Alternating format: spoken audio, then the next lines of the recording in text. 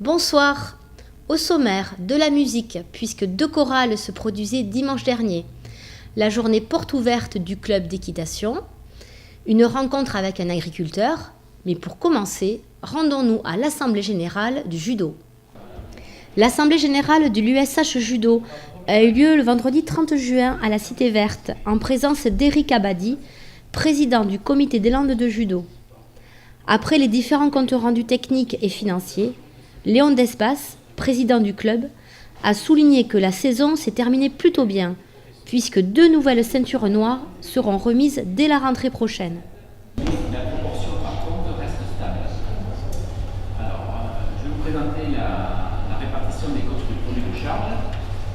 À côté de ce côté comptable, les résultats et rendements sont donnés de grande satisfaction dans différents domaines. Nous pouvons citer l'engagement dans l'arbitrage de Mario Oliveira Lopez dans la catégorie minime, qui a fait preuve d'une réelle compétence dans cette activité, qui a été recommencée plusieurs fois cette saison. Et par contre, un point positif, c'est le 31% des licenciés sont des seniors.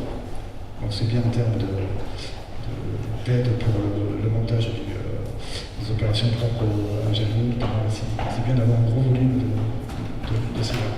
Et en faire, le petit déficit, c'est pas irrémédiable. Donc en fait, une année réussie, si je peux dire. Énormément travaillé pendant toute la saison, qui a participé à toutes les animations du club. Cette personne, je vais nommer Émile Gargi.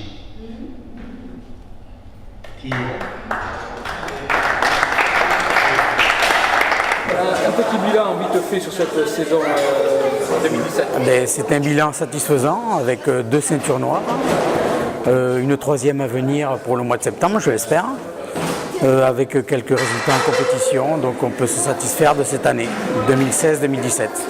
La rentrée de la nouvelle saison au mois de septembre, vers quelle date à peu près Ce sera vers le 15, mais nous n'avons pas défini encore la date exacte. Nous ferons une réunion pour ça. Vendredi dernier avait lieu une assemblée générale extraordinaire au siège de la Sphère d'Argent. Oui, ce soir on s'est tous réunis pour faire une réunion, une assemblée générale extraordinaire, pour faire valider les statuts de la Fédération française et pour la jeunesse et les sports, parce qu'on n'était pas en règle. Et après, on a fait valider le règlement intérieur du club. Changement de réglementation et tous les statuts sont pour tous les clubs pareils, pour tous les clubs des Landes, et on est obligé d'en passer par là. Bon, on va attaquer le règlement intérieur du club.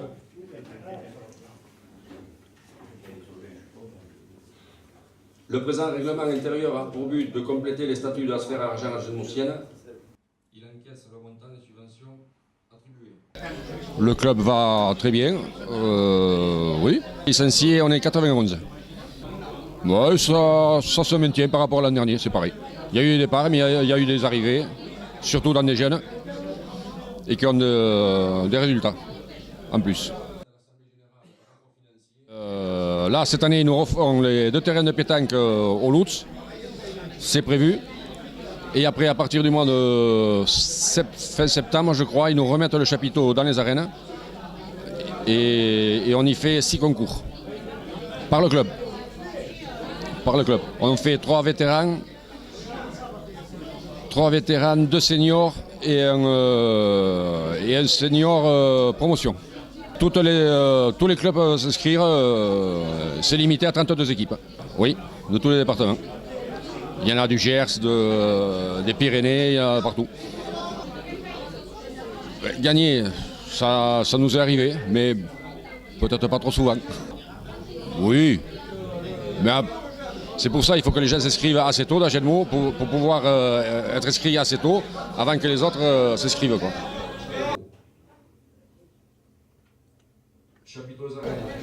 Oui, et puis bon, je remercie tous les bénévoles qui vont nous aider à travailler pour tenir les concours, les tables, pour faire les sandwichs, pour les fêtes. Déjà, c'est les 2 plus gros concours, et pour les 6 concours sous le chapiteau. Sans doute, certains d'entre vous sont surpris du nombre de champs de tournesol, ce qu'on voyait peu il y a 10 ans. nous avons rencontré un agriculteur qui nous en dit davantage. Bonjour Florent, Bonjour. tu es agriculteur, Oui. tu as produit du tournesol, Oui. alors tu peux nous dire pourquoi? Mais ça nous permet de faire une rotation plutôt que de rester en monoculture, faire toujours du maïs. C'est bon pour la terre. Et après, c'est plus économique de faire du tournesol que du maïs aussi. Alors tu parles plus économique, dans quel sens? Eh bien, au niveau frais d'implantation, il y a moins de charges pour faire du tournesol que pour faire du maïs. Et il y a moins de passages aussi au niveau travail. Ça demande moins de temps que du maïs. Donc c'est plus intéressant au point de vue travail de faire du tournesol que du maïs.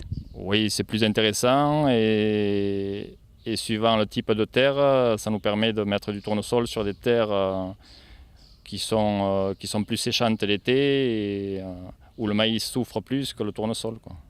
Et financièrement, c'est plus intéressant de faire du tournesol?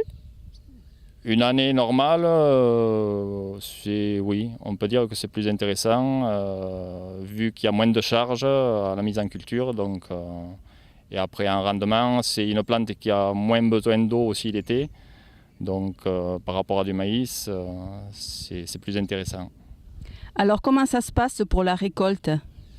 Mais la récolte, bon, ça se récolte plus tôt que le maïs. En général, on le récolte au mois de septembre. Et après, bon, pour nous, ça ne nous change rien. C'est juste au niveau des entrepreneurs, il leur faut un équipement spécifique pour le tournesol. Et le débouché? Le débouché, après, c'est pas nous, on s'en occupe pas. C'est au niveau coopérative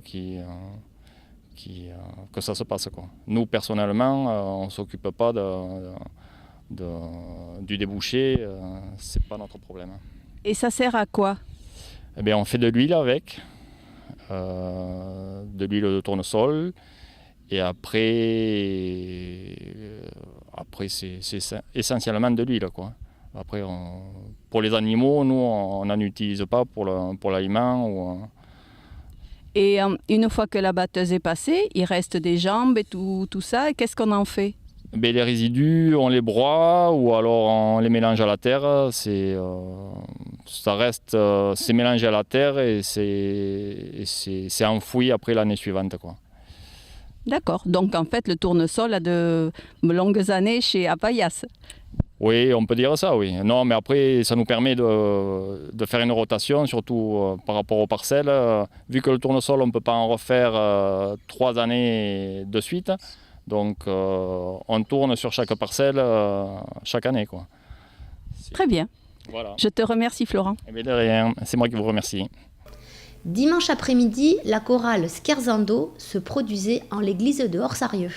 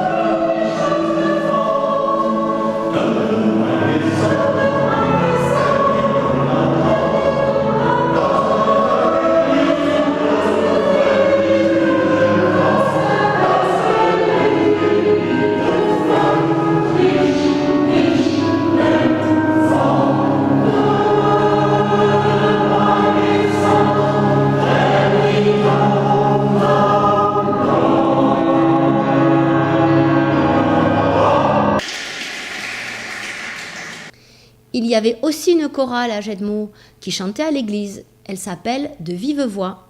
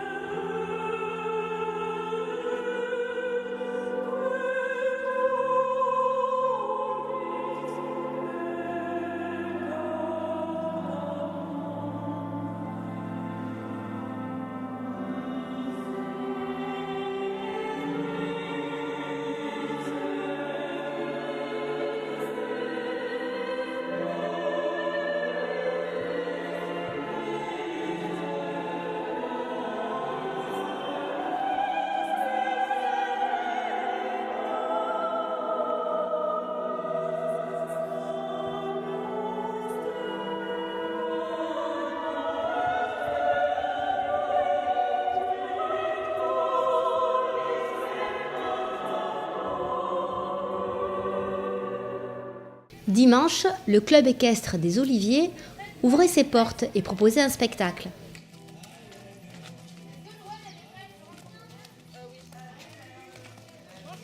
Bonjour.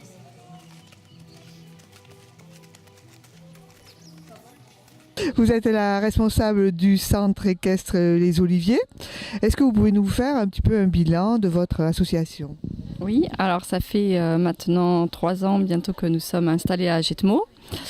On compte cette année à peu près 70 adhérents. Et aujourd'hui, c'est les portes ouvertes du centre équestre et les enfants ont préparé un spectacle pour montrer un petit peu tout ce qu'ils ont appris tout le long de l'année.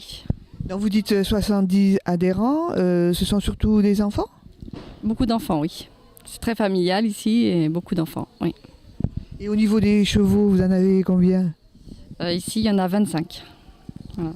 Et comment c'est organisé, par exemple, les enfants qui sont intéressés, quand est-ce qu'ils viennent monter? Comment vous avez organisé tout ça? Alors nous, on fait des cours le mercredi, samedi, pendant les vacances scolaires. D'ailleurs, là, juillet, août, on organise tout ce qui est camp, avec des randos. Les enfants dorment sur place, sous les tentes. On fait des promenades aussi à la demi-heure, à l'heure, à la demi-journée. On s'adapte à tout.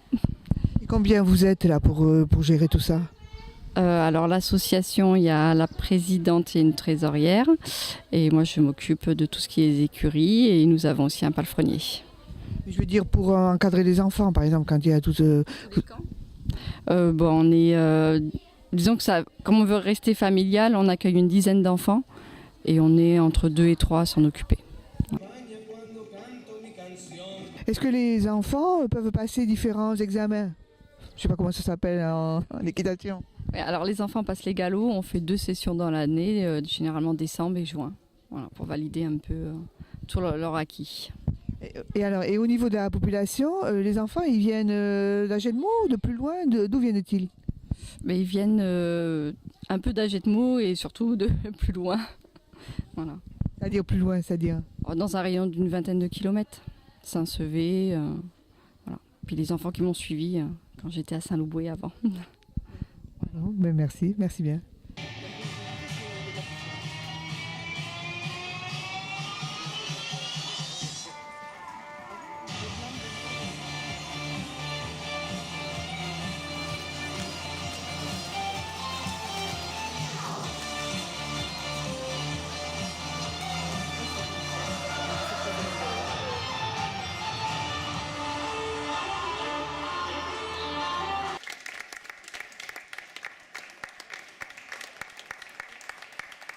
Voici le lot de taureaux de la Noviada non piqués du samedi 29 juillet.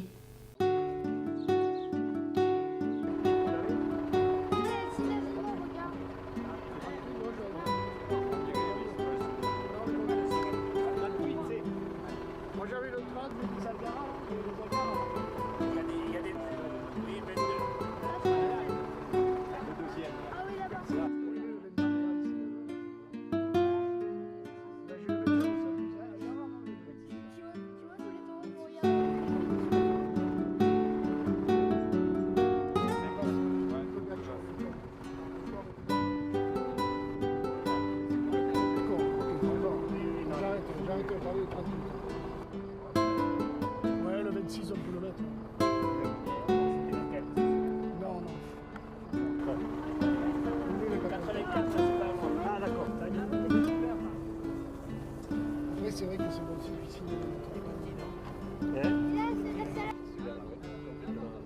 Derrière le castagne. Jacques, tu dis ça pour les appeler là? Oui. On va les libérer.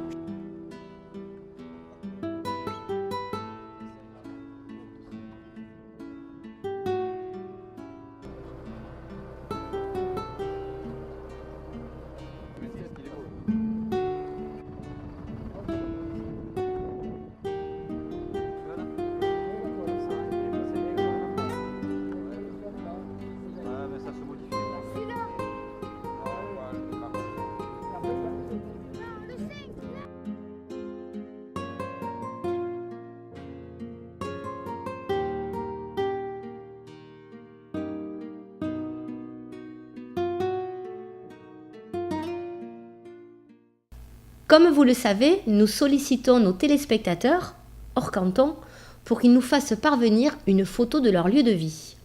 Aujourd'hui, c'est Robert qui nous envoie une photo de Calpé. Merci de votre attention, à la semaine prochaine, au revoir.